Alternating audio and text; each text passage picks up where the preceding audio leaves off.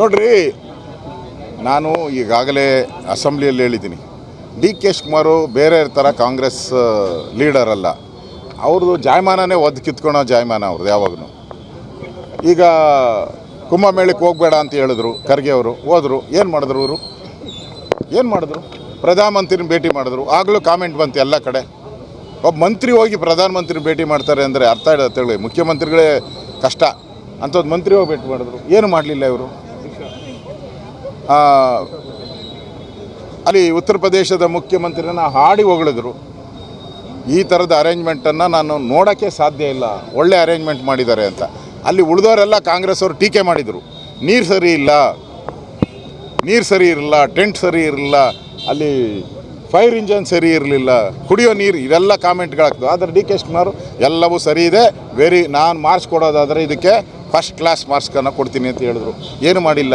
ಈಗ ಈಶಾ ಫೌಂಡೇಶನ್ಗೆ ಹೋಗಿದ್ದಾರೆ, ಪಕ್ಕದಲ್ಲೇ ಕೂತಿದ್ದಾರೆ. All India general secretary comment ಮಾಡಿದ್ದಾರೆ ಕಾಂಗ್ರೆಸ್ ಅವರು.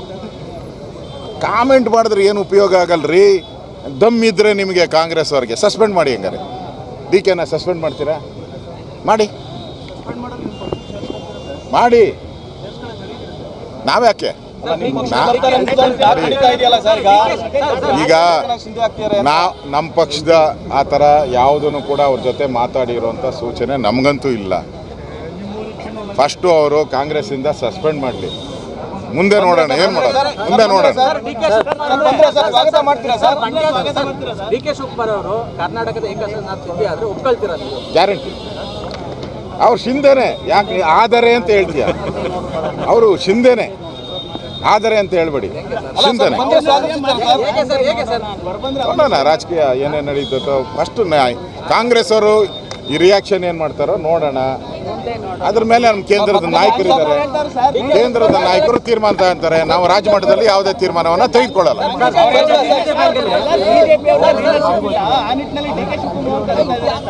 ಇಲ್ಲ, ನಾವ್ಯಾರು ಕರೆದಿಲ್ಲ, ನಾವ್ಯಾರು ಡಿ ಕೆ ಶಿವಕುಮಾರ್ ಅವ್ರನ್ನ ಕರೆದಿಲ್ಲ. ಕೇಂದ್ರದ ನಾಯಕರ ತೀರ್ಮಾನ, ನಮ್ಮ ತೀರ್ಮಾನ ಅಲ್ಲ. ಆಪರೇಷನ್ ಕಮಲ ಸ್ಟಾರ್ಟ್ ಆಗ್ತಿದೆಯಾ ಸರ್? ಎಲ್ಲಿ? ये समाचार मैक्स मल्टी स्पेशलिटी हॉस्पिटल द्वारा प्रायोजित है, जो 24 घंटे 7 दिन आपातकालीन ट्रॉमा और क्रिटिकल केयर सेंटर है, और यह Hagarga circle, ring road, Gulbarga में सुविधाजनक स्थान